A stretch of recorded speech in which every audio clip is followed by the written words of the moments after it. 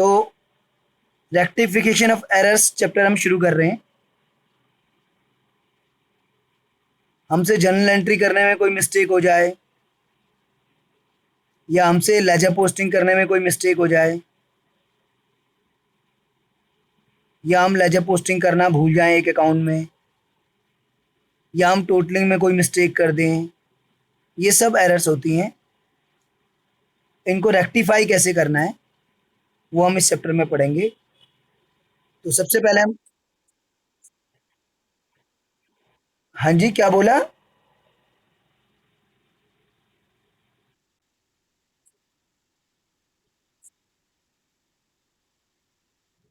सब करेंगे, सब तरह की, सब तरह की करेंगे एरर्स। अभी शुरू कर रहे हैं, देखिए आप। ठीक है, बताता जाऊंगा मैं आपको। तो सबसे पहले हम शुरू करेंगे टाइप्स ऑफ एरर्स। कितने टाइप की एरर्स होती हैं? तो इसमें परचेज बुक की, सेल बुक की, जनरल प्रॉपर की, कैश बुक की, सब तरह की एरर्स को हम रेक्टिफाई करना सीखेंगे। तो सबसे पहले टाइप्स ऑफ एरर्स। तो सबसे पहला होता है भाई एरर ऑफ प्रिंसिपल। जब हम कोई एंट्री अकाउंटिंग प्रिंसिपल के अगेंस्ट में कर देते हैं तो that is called error of principle. When an entry is done in contravention of accounting principle it is called error of principle. Example देखिए आप इसका।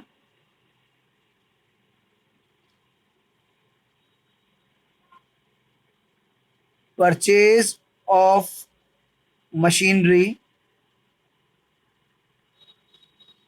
₹1,00,000 wrongly debited to purchase account। तो आपने 1,00,000 की मशीनरी खरीदी और आपने परचेज अकाउंट में डेबिट कर दिया। तो यानी कि आपको अकाउंटिंग प्रिंसिपल नहीं मालूम है। अकाउंटिंग प्रिंसिपल है कि सिर्फ गुड्स के परचेज को ही परचेज अकाउंट में डेबिट करते हैं, और आपने जो है मशीनरी की परचेज को परचेज में डेबिट कर दिया, जबकि मशीनरी की परचेज तो मशीनरी अकाउंट में डेबिट होती है। तो इसको बोलते हैं एरर ऑफ प्रिंसिपल। अब इसको कैसे रेक्टिफाई करते हैं उसके लिए आप देखिए।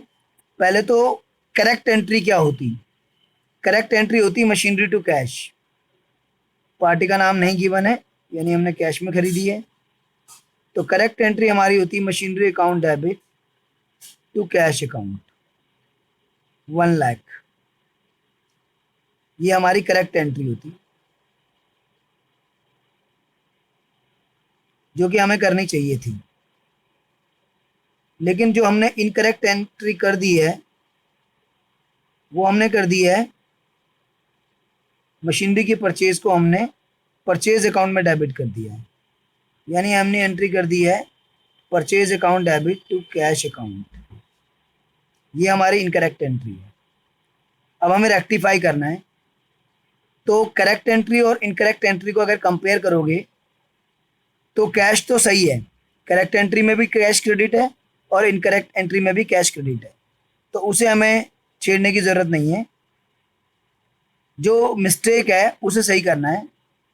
तो मशीनरी अकाउंट को डेबिट होना चाहिए था, जो कि हमने नहीं करा, तो उसको हम अब डेबिट कर देते हैं machinery account debit.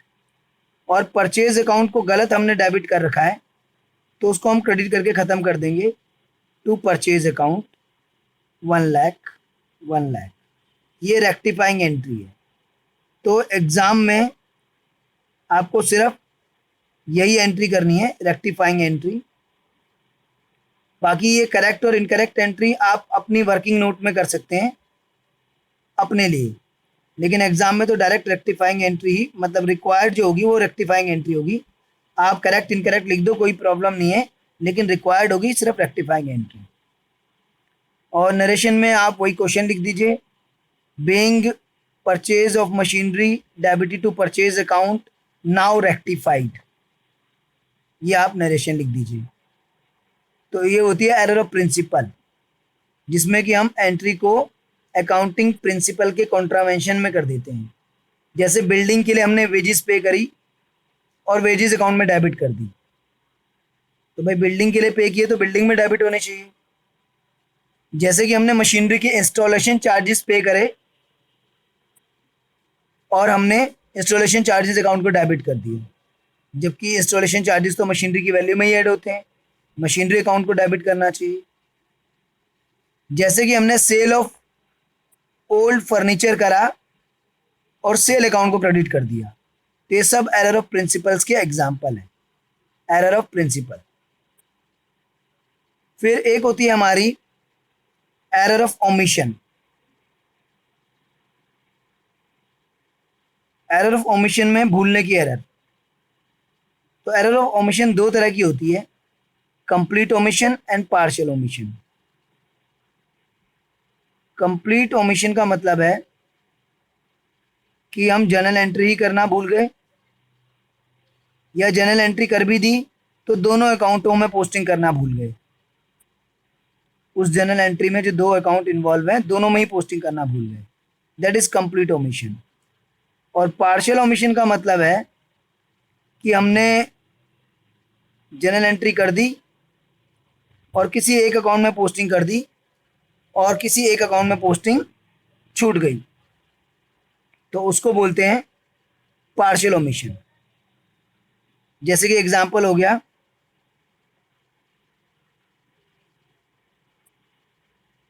Salary paid ₹10,000 omitted to be posted।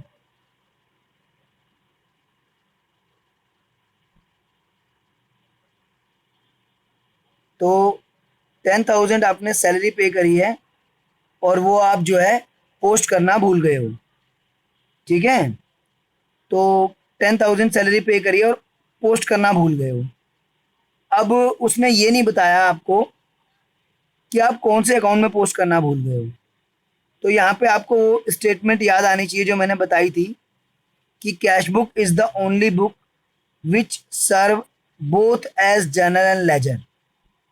तो जब आपने सैलरी पे करी तो आपने कैश बुक में एंट्री डाल दी होगी पेमेंट साइड पर, cash column bank column, cash column bank column. Salary आपने पे करी तो सैलरीज करके और आपने 10,000 कैश बुक में एंट्री डाल दी होगी। तो कैश बुक में एंट्री डालने का मतलब है कि जनरल एंट्री भी हो गई और कैश अकाउंट भी हो गई, रह गया सिर्फ क्या, सैलरी अकाउंट। तो हम सैलरी अकाउंट में इस एंट्री को डालना भूल गए, क्योंकि जब कैश बुक में एंट्री हो गई तो कैश अकाउंट में अपने आप आ गई, क्योंकि कैश बुक जनरल लेजर दोनों का काम करती है। तो ये एरर ऑफ पार्शियल ओमिशन का एग्जाम्पल है, यानी कि सिर्फ सैलरी अकाउंट में ही तो एंट्री नहीं गई है, और सैलरी अकाउंट में ये एंट्री कहाँ जानी चाहिए थी, डेबिट में। आपको मालूम है कि कैश बुक से क्रॉस पोस्टिंग होती है, जो कैश बुक में क्रेडिट होगा वो उस दूसरे अकाउंट में डेबिट में जाएगा, और जो कैश बुक में डेबिट होगा दूसरे अकाउंट में क्रेडिट में जाएगा।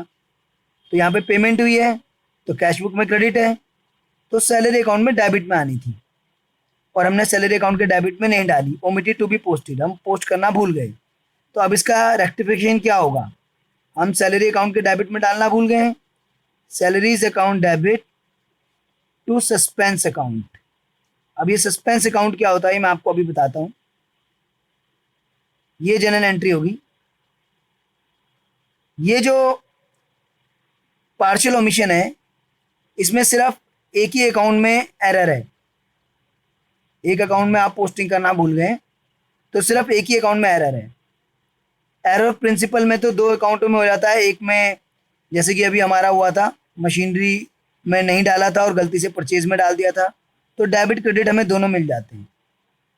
लेकिन एरर ऑफ पार्शियल ओमिशन में तो सिर्फ एक ही अकाउंट में गलती होती है, तो जब हम उसको करते हैं सही तो सिर्फ हमें या तो डेबिट ही मिलता है तो क्रेडिट, तो अगेंस्ट में कुछ नहीं मिलता।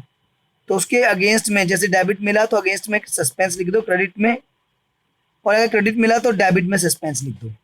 सस्पेंस अकाउंट क्या होता है वो मैं अभी बता दूंगा।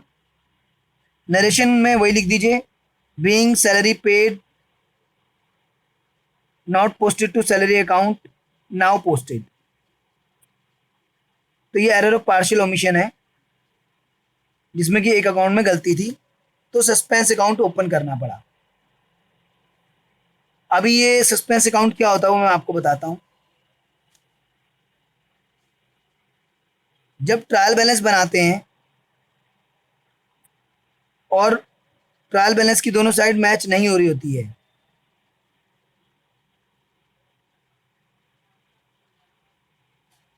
और अकाउंटेंट को जल्दी होती है अकाउंट्स क्लोज करने की, उसने दोनों साइड किया, इधर आया उसका 1 लाख और इधर आया उसका 98,000। अब एरर ढूंढने में तो काफ़ी टाइम लगेगा, क्यों क्यों मैच नहीं हो रहा है, और उसे अकाउंट क्लोज करना है जल्दी से जल्दी। तो वो क्या करेगा, इधर 2,000 डालेगा सस्पेंस अकाउंट के नाम से, और इसको पूरा 98 + 2 1 लाख बना देगा, दोनों साइड मैच करवा देगा, और बाद में आराम से एरर ढूंढेगा और फिर सस्पेंस अकाउंट को अपने आप क्लोज हो जाएगा। जब वो एरर को रेक्टिफाई करेगा तो वो अपने आप क्लोज हो जाएगा। जैसे क्रेडिट में 2,000 कम है, तो जब हमें पता चल जाएगा किस चीज़ का कम है, तो उसको क्रेडिट करके सस्पेंस को डेबिट कर देंगे, तो फिर सस्पेंस का क्रेडिट सस्पेंस के डेबिट से कट जाएगा। वो आगे हम बनाएंगे सस्पेंस अकाउंट आगे आने वाले क्वेश्चंस में। फिलहाल ये कि जो भी ट्रायल बैलेंस में डिफरेंस होता है वो हम लोग सस्पेंस अकाउंट में डाल देते हैं, और बाद में जब एरर को रेक्टिफाई करते हैं, तो जैसे अभी जो हमने क्वेश्चन किया उसमें सैलरी के डेबिट में नहीं डाला था, तो अब डाल दिया था, और क्रेडिट में हमने क्या कर दिया, सस्पेंस अकाउंट कर दिया। ऐसी क्रेडिट के लिए डेबिट नहीं मिल रहा है तो डेबिट में सस्पेंस अकाउंट कर देंगे, और जब सस्पेंस अकाउंट रेक्टिफाई करने के बाद एरर्स को सस्पेंस अकाउंट हम बनाएंगे तो ऑटोमेटिकली हम देखेंगे कि डेबिट और क्रेडिट बराबर हो गए। फिलहाल ये क्रेडिट में 2,000 कम था, तो क्रेडिट में 2,000 कम बढ़ाकर हमने मैच कर दिया। जब हम सस्पेंस अकाउंट बनाएंगे तो हमने क्रेडिट में 2,000 डाला है, तो हम यहाँ क्रेडिट में लिख देंगे difference as per trial balance. शुरुआत जब करेंगे इसकी, तो difference as per trial balance, तो क्रेडिट कम थी तो क्रेडिट में 2,000 डाल दिया सस्पेंस में, डेबिट कम होती तो डेबिट में डाल देते, और बाद में जब एरर्स को रेक्टिफाई करेंगे, उनकी पोस्टिंग करेंगे इसमें, तो ये अकाउंट ऑटोमेटिकली क्लोज हो जाएगा। वो क्वेश्चंस आगे हैं, 35 36 के आसपास शुरू होंगे क्वेश्चन, तब बताऊंगा। तो फिलहाल सस्पेंस अकाउंट क्यों क्या होता है, जहां हम ट्रायल बैलेंस में जो डिफरेंस आता है उसको डालते हैं। तो एरर ऑफ पार्शियल ओमिशन हमारी चल रही थी, जो मैंने आपको अभी बताई। एक होती है एरर ऑफ कंप्लीट ओमिशन।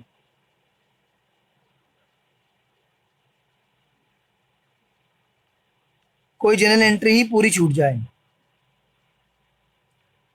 या जनरल एंट्री हो गई है तो दोनों अकाउंटों में ही पोस्टिंग छूट जाए।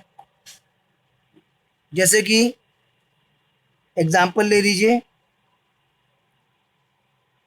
Electricity bill paid omitted to be recorded.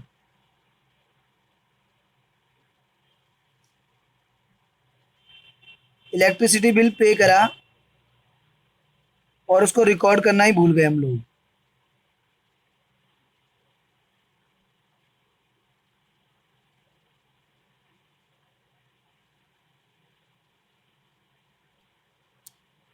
Record करना भूल गए मतलब उसकी एंट्री हमने नहीं डाली है,